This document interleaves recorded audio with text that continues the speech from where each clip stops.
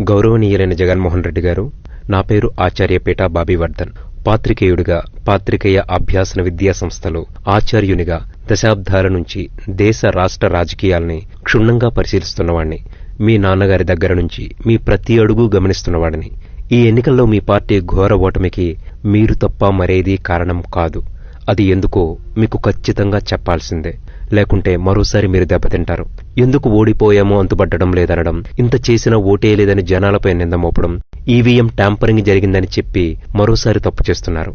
మనం ఏం చెప్పినా జనాలు గుడ్డిగా నమ్మేస్తారని మీ కోటరీ చెప్పిన మాటలు వినే ఎంతవరకు తెచ్చుకున్నారు. మళ్లీ ఇప్పుడు అదే పొరపాటు చేస్తున్నారు. అందుకే ఏ కారణాలతో ప్రజలు మిమ్మల్ని ఎంతలా పరాభవించారో మీకు గుర్తు చేస్తున్నా. అన్నిటికంటే ముఖ్యంగా చంద్రబాబును చూసి ఓటేసే వాళ్లకంటే మీ పద్ధతి నచ్చకే కూటమికి ఓటేసేవాళ్లే ఎక్కువనే నిజాన్ని మర్చిపోవద్దు మీరు. ముందుగా మీరు చేసిన, ఇంతవరకు ఏ నేత చేయని ఒక గొప్ప పని గురించి మొదలుపెట్టి తరువాత మీ తప్పుల గురించి మాట్లాడదాం. వైసీపీ స్థానిక నేతనే కాదు, ఒక sarpanch, MPTC, ZPTC, MLA, MP, చివరికి ఒక మంత్రికి కూడా మధ్యవర్తిత్వం లేకుండా పేదలకు, లబ్ధిదారులకు నేరుగా పథకాలను అందించారు. దానికి మీకు ముందుగా హ్యాట్స్ ఆఫ్. చంద్రబాబు గారు కూడా ఎప్పుడూ ఇది చేయలేకపోయారు. ఈసారైనా ఆయన ఈ విషయంలో మీ బాటలో నడవాలనేది నా ఆకాంక్ష. ఇక మీ గురించి మాట్లాడుకుందాం. ఏం చేసినా, ఎన్ని అబద్దాలు ఆడైనా ముందు ముఖ్యమంత్రినైపోతే తరువాత మనకు నచ్చింది చేసుకోవచ్చని మీరు అనుకున్నారు. కానీ సాధ్యం కాని హామీలు ఇచ్చి కుర్చీ ఎక్కి ఆనక అమలు చేయకపోతే చరిత్రహీనుడిగా మిగిలిపోతారు. పక్కన పెట్టండి. జనాలు ఊరుకోరు కదా. ప్రతిదీ వాళ్లు గమనించే మీపై ఓటు అనే వజ్రాయుధాన్ని ప్రయోగించారు. గెలిచిన వెంటనే కరకట్ట మీద ఉన్న ప్రజావేదికను కూల్చి తొలి తప్పు చేసిన మీరు అక్కడ నుంచి ఇప్పటి వరకు ఎన్నో తప్పులు చేసి మీ భవన పతనానికి ఒక్కొక్క ఇటుకను మీరే పీకేసుకున్నారు. నన్ను గెలిపిస్తే రాష్ట్రంలో విడతల వారీగా మద్య నిషేధం చేస్తా, అది జరిగితేనే మీకు మళ్లీ ఓట్లు అడుగుతా అన్నారు. కానీ అసలు బ్రాండ్లు తీసి మీ సొంత బలగంతో నాసిరకం మద్యాన్ని రాష్ట్రమంతా వెదజల్లి కాసుల పండగ మీరు చేసుకున్నారు. ప్రజల ఆరోగ్యాలతోనూ ప్రాణాలతోనూ చెలగాటమాడుకున్నారు. దీనిని ప్రజలు మర్చిపోయారనుకున్నారా? గెలిస్తే మెగా డిఎస్సీ తీస్తానన్నారు. ప్రతి సంవత్సరం జాబ్ క్యాలెండర్ విడుదల చేస్తానని రాష్ట్ర యువతను మోసం చేశారు. వాళ్లు మర్చిపోయారనుకున్నారా?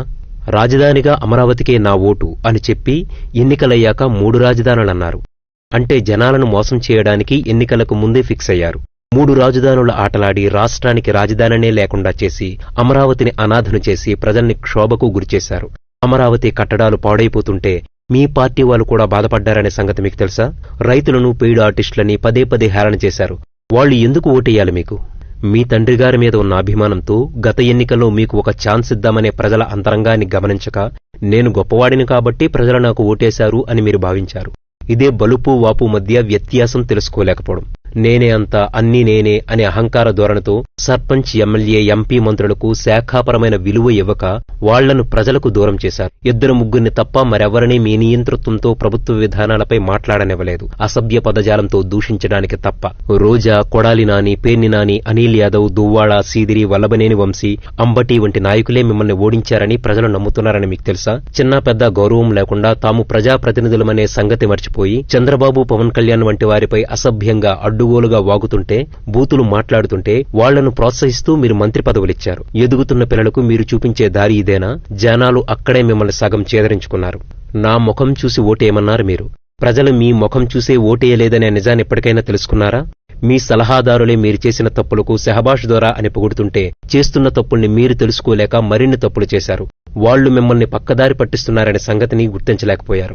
రాజకీయాలతో సంబంధం ఉన్నవారిని, లేనివారిని తేడా లేకుండా ఎంతో మందిని అధికార మదంతో అవమానించి ఆనందించారు. చిరంజీవి, మహేష్ బాబు, ప్రభాస్ వంటి వాళ్లను దూరంలోనే కార్లను ఆపేసి వాళ్లను నడిపించి చిరంజీవి నమస్కారం చేస్తుంటే పట్టించుకోనట్టుగా ప్రవర్తించి, అది చాలదన్నట్లుగా ఆ వీడియోలను రిలీజ్ చేసి నేనే గొప్పవాణ్ణి అన్నట్లు వ్యవహరించారు మీరు.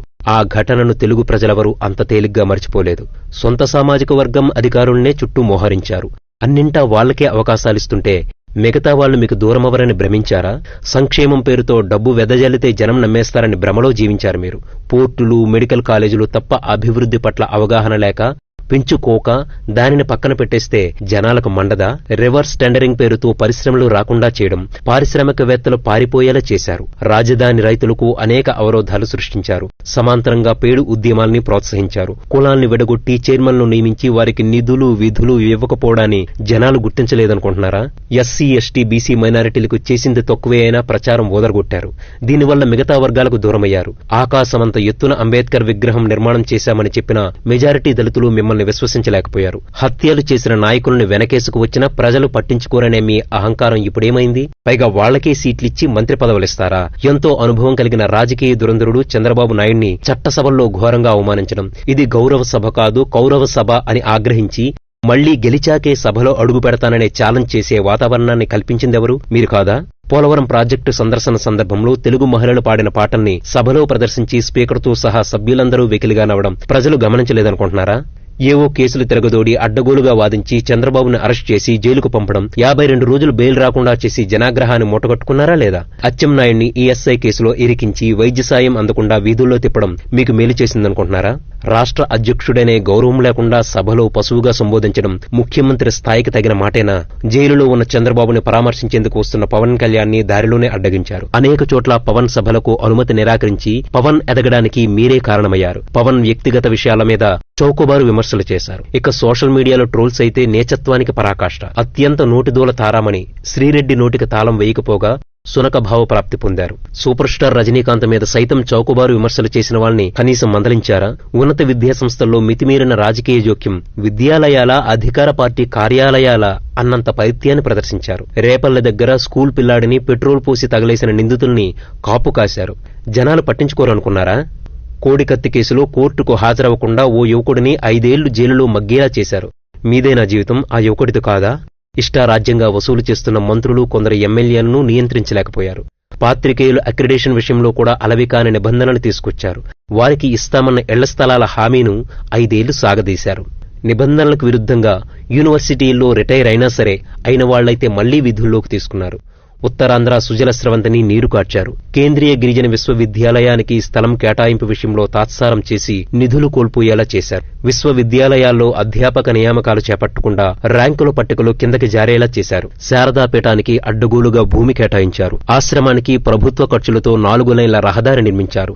ఆంధ్ర విశ్వవిద్యాలయం మార్గానికి ఇరువైపులా దశాబ్దాల తరబడి జీవనం సాగిస్తున్న బడ్డీ కుట్లు, మెకానిక్ షాపులను అర్ధరాత్రే తొలగించారు. ప్రధాన స్రవంతి మీడియా చేస్తున్న విమర్శల్లో నిజాలు గ్రహించకుండా ఆర్థిక మూలాల మీద దాడులు చేయించారు. ప్రకటనలు ఆపేయించారు. ఏం చేసినా చెల్లుతుందనే అహంభావమా? మితిమీరిన ప్రచార ఆర్భాటం, రంగుల పిచ్చి అనే అపవాదును మూటగట్టుకున్నారు. ఉద్యోగుల మధ్య చీలికలు తెచ్చి వాళ్లు ప్రశ్నించే హక్కును కాలరాశారు.